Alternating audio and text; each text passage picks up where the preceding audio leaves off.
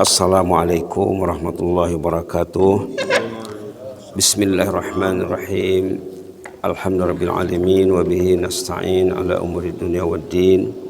Wassalatu wassalamu ala ashrafil mursalin wa ala alihi wa sahbihi ajma'in wa man tabi'um bi ihsan ila yaumiddin. Wa sallim tasliman katsiran katsira adada khalqihi ta'ala wa rida nafsihi wa zinata arsyihi wa midada kalimatihi kama yuhibbu rabbuna wa yarda. Subhanaka la ilma lana illa ma 'allamtana innaka antal alimul hakim. Rabbana anfa'na bima 'allamtana, rabbi 'allimna alladhi yanfa'una, rabbi faqihna wa faqih ahlana wa ahbabana wa jami'al muslimin muslimat bi rahmatika arhamar rahimin. Alhamdulillahil alamin. Para kekasih Allah yang dicintai Allah, yang berada di rumah Allah, Masjid Dagang Muttaqin, Simpang Ampek, Pasaman Barat. Mudah-mudahan hati kita selalu terpaut di rumah Allah. Saat hati kita teringat mau datang ke masjid, tanda orangnya itu dijaga Allah. Percayalah, saat hati kita mau datang memenuhi panggilan azan itu panggilan Allah. Allah memanggil semua orang Islam, semua yang bersyahadah, semua yang berasyhadu an la ilaha illallah, dipanggil Allah datang ke rumahnya. Yang mau datang itulah yang dipilih Allah Subhanahu wa taala. Alhamdulillah. Kemarin kita bicara tentang doa Nabi Ibrahim. Doa Nabi Ibrahim, dengan doa itulah Nabi Ibrahim dikurniai anak Ismail. Rabbi habli minas salihin, Rabbi habli minas salihin. Patutnya doa ini seperti yang dibilang kemarin selalu kita baca untuk mendapatkan anak yang saleh, untuk mendapatkan menantu yang saleh, babere yang saleh, parumain yang salehah, anak cucu yang saleh-salehah. Bila orang itu dikurniai anak yang saleh ataupun keluarga yang saleh-salehah, kalau dia meninggal, subhanallah, orangnya meninggal, pahalanya hidup berterusan.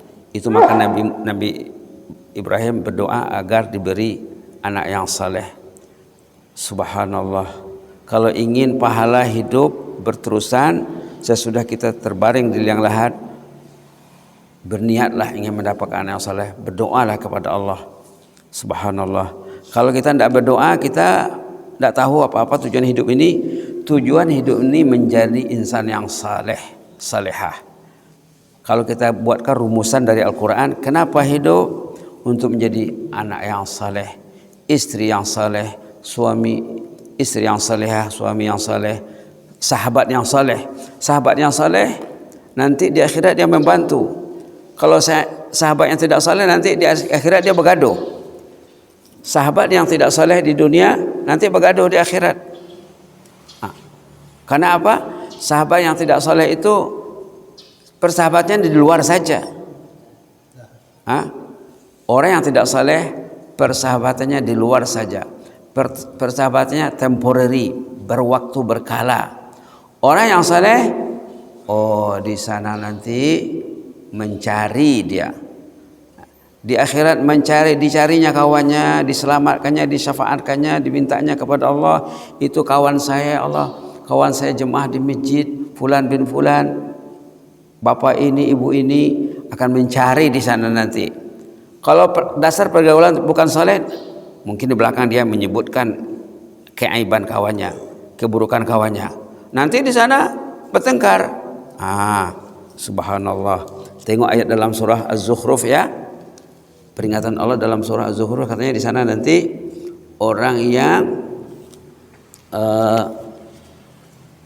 persahabatannya bukan berdasarkan yang saleh, nanti di sana bergaduh. Al-akhillau yawma idzin ba'dhum adu ba'dhum li ba'din adun illal muttaqin. Ayat 67 surah Az-Zukhruf halaman 494. Al-akhillau yawma idzin ba'dhum li ba'din adu illal muttaqin. Al-akhillau yawma idzin ba'dhum li ba'din adu illal muttaqin. Allahumma ja'alna minal muttaqin, Allahumma rzuqna tuqa, Allahumma nas'aluka al-huda wat tuqa wal afafa wal ghina. Orang yang bersahabat baik di dunia ini, suami dengan istri, ayah, ibu dan anaknya, sahabat dengan sahabatnya, pemimpin dengan rakyatnya. Nanti di sana adu, berkelahi, bermusuh, bertengkar. Kenapa? Kamu menjelek ke saya di depan saya ya? Di belakang saya. Di depan saya kamu baik, kamu senyum. Di belakang saya kamu lain. Kamu musang berbulu ayam. Melipik dalam lipatan, menua kawan seiriang, orang Minang. Suami dengan istri nanti kalau tidak sama-sama ingin menjadi orang yang saleh, insan yang saleh, untuk apa dia hidup? Orang yang tidak mencari kesalehan, hidupnya kita tidak tahu untuk apa.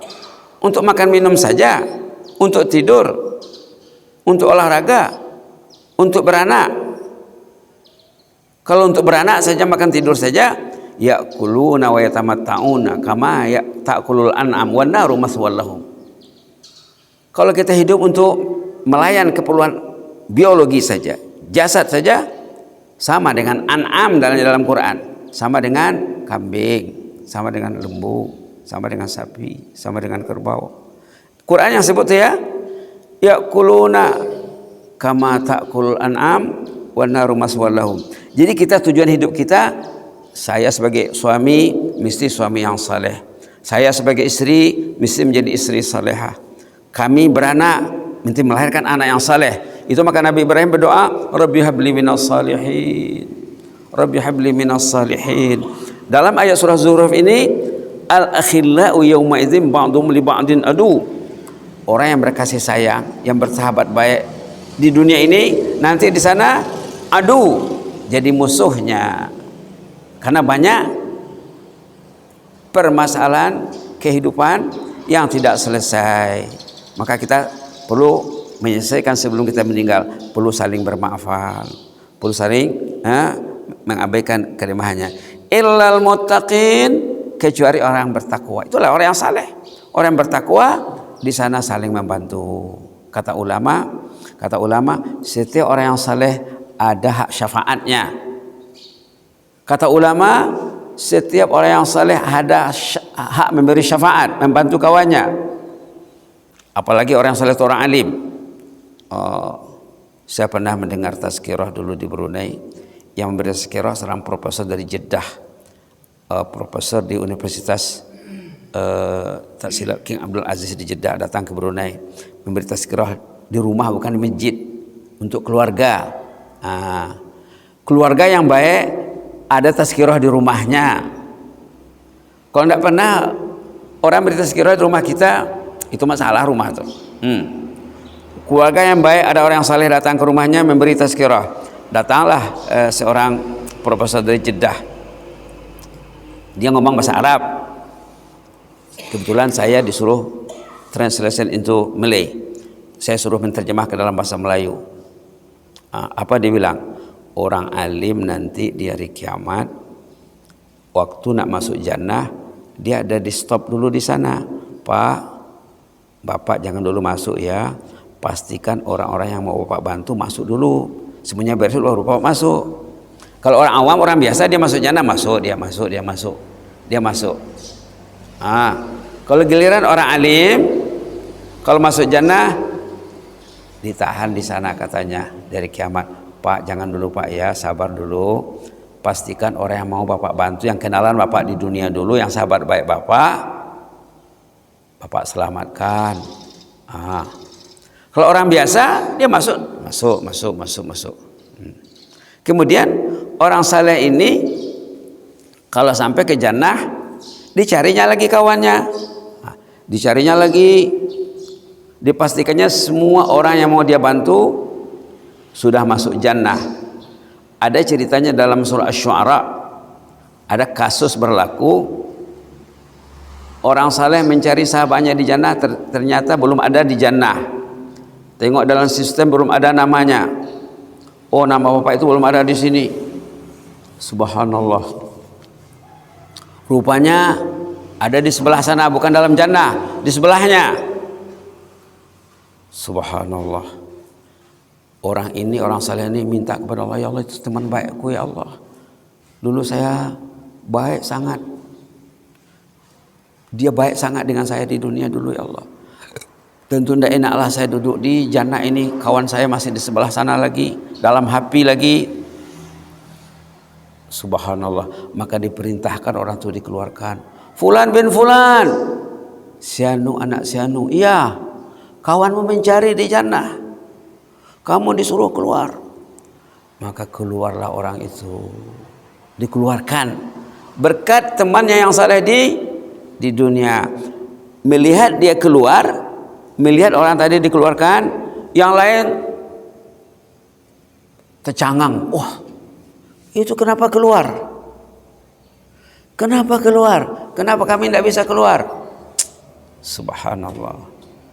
Kata petugas di neraka, ada orang mencarinya di sana. Dia ada jaringan, ada link. Wah, kata penduduk neraka, famalana min syafi'in. Sialan, tidak ada jaringan dulu di dunia. Tidak ada jaringan. Orang ke masjid dia di rumah. Orang ceramah, tazkirah, tausiah pengajian dia tidak ada. Siapa mau mencarinya di sana? Dekatilah orang ahlul masjid. Famalana min syafi'in. Sialan sih, tidak ada yang mencari saya, tidak ada yang mensyafaatkan saya. Wala sadiqin hamim. Teman akrab pun tidak ada, temannya di bibir saja. Apa susahnya menanam tebu di bibir, kata orang Melayu. Ngomong sih apa susahnya, tapi buktikanlah persahabat Anda luar dalam. Seiyo sakato, seili semudia, sadanciang bak basi saciok bak ayam. Dapat api kehangatan, dapat iya kedinginan. Rap tu ginjang, rap tu toru. Songon siala sampagul, katanya. Kata orang Mandailing. Famalana min syafi'in. Sialan sih, tidak ada orang yang mencari saya di jannah, saya yang memberi syafaat saya. Tidak ada sahabatnya sahabat jannah. Sahabatnya duniawi, temporary, teman di kantor, teman kerja, teman di kadai, teman bisnis. Tidak ada berniat sama-sama ke jannah. Famalana min syafi'in. Sialan, tidak ada yang mencari saya di jannah. Orang ini ada yang mencarinya, keluar dia. Wala sadiqin hamim. Sadiq, teman, hamim, yang akrab. Teman akrab pun tidak ada. Maka Imam Hasan Basri mengatakan, banyaklah bergaul dengan orang yang saleh, banyaklah bergaul dengan ahli ilmu, kata Imam Hasan Basri. Subhanallah. Orang itu ada nanti hak syafaatnya di sana kalau perlu diberi syafaat. Sepatutnya kita memberi syafaat, bukan menunggu kita diberi syafaat, sepatutnya ya. Subhanallah. Subhanallah. Kata Imam Hasan Basri lagi, katanya, kalau bukan karena ulama, katanya, manusia ini semua menjadi hayawan, menjadi hewan nih, katanya. Kalau bukan karena ada dakwah, ada madrasah, ada pesantren. Waktu Al-Fadhil Ustaz Samad datang ke Sepampe, masukkan anak ke pesantren, katanya. Subhanallah. Kalau bukan karena kiai, karena buya, karena syekh, kata Imam Hasan Basri, manusia ini sudah jadi hewan semuanya. Tidak mikirkan hari esok, tidak mikirkan rohani, mikirkan jasmani saja, jasad saja, biologi saja, badan saja yang diurusnya. Kebanyakan manusia hanya mengurus badan, tidak mengurus qalbun, hati, tidak mengurus jiwa, tidak mengurus rohani. Badan akan hancur, rohani tidak hancur. Dia roh. Rohani itu sesuatu yang abstrak, yang tidak nampak. Dan roh itu dari Allah datangnya. Dalam Quran disebut, waktu orang terjadikan dalam perut ibunya, ditiupkanlah roh, katanya. Disebut roh ini tidak mati. Rohani tidak mati, Pak, tidak mati, Bu. Rohani kalau tidak diurus waktu hidup, mengurus jasad saja, body saja, jasanya yang diurusnya, jasa akan hancur. Masuk kubur nanti dia akan hancur. Tapi rohaninya tidak hancur. Rohaninya waktu orang meninggal, beralih ke alam baru, ke suasana baru yang namanya alam barzakh. Itu yang ditanya nanti, bukan jasa yang ditanya. Ditanya marrabbuka. Rabb ini faham enggak? Nah, kita dah berulang kali sebut Rabb itu bukan Tuhan saja maknanya. Nah, makna Rabb lebih 10 maknanya. Dulu pernah mendengar tazkirah subuh di Brunei, pentazkirahnya dari Malaysia ya, diundang penceramah tersohor dari Malaysia, kebetulan penceramah itu ibu-ibu ya, al-ustazah. Orang yang tidak paham marrabbuka di dunia ini katanya, tidak paham dia, tidak bisa menjawab nanti di sana. Marrabbuka, Rabbmu siapa? Rabb dia tidak paham. Padahal disebut alhamdulillahi rabbil alamin. Disebut waktu berdiri sebelum membaca Fatihah. Coba kita baca wajhatu wajhil ladzi fatara as-samawati wal arda hanifan musliman wa ma ana minal musyrikin. Inna salati wa nusuki wa mahyaya wa mamati lillahi rabbil alamin. Rabbul alamin disebut waktu doa iftitah. Waktu rukuk subhana rabbi rabbiyal a'la rabbiyal azim. Waktu rukuk subhanallahil azim ataupun subhanakallahumma rabbana bihamdika allahumma ighfirli. Bangkit dari rukuk, berdiri i'tidal, rabbana rabbana tadi sewaktu rukuk rabbi subhana rabbi subhanakallahumma rabbana. Rasulullah baca rabbana dia. Rasulullah baca rabbana subhanakallahumma rabbana bihamdika allahumma ighfirli waktu rukuk. Waktu sujud subhana rabbiyal rabbi juga. Waktu duduk rabbi ighfirli rabbi juga. Rabbi tapi tidak paham rabbi. Karena belajar rabbi itu perkataan yang hebat. Bila kita berdoa rabbana atina rabbana hablana min azwajina rabbana la tuzigh qulubana rabbi ighfirli wa liwalidayya, semuanya mengatakan rabb. Itu maka Nabi Ibrahim menyeru rabbi habli minas salihin. Nabi Ibrahim pun rabbi habli minas salihin. Jadi apa maknanya? Maknanya kita mesti faham doa Nabi Ibrahim yang pendek itu, rabbi habli minas salihin, ya Allah kasihlah aku anak yang saleh. Lalulah diberi Allah Nabi Ismail. Tapi ada khilaf di sana. Ada mengatakan Nabi Ishak. Ada persimpangan pendapat di sana. Tapi yang kita paham dari kecil, yang dikasih itu Nabi Ismail, itu yang disuruh sembelih. Saat ayahnya mengatakan, ya, nak, ayah bermimpi menyembelihmu nak. Ya silakan. If'al ma tu'mar, silakan ya. Satajiduni insyaallah minas sabirin. Insyaallah saya sabar menghadapinya. Ibunya pun tidak menentang anaknya disembelih. Ayahnya pun akur, taat, patuh, saleh. Orang saleh itu taat, patuh, akur. Dipanggil Allah Akbar, datang dia. Dipanggil, diimbau, datang. Disuruh baik. Kalau diimbau tidak datang, disuruh tidak baik, itu bukan saleh.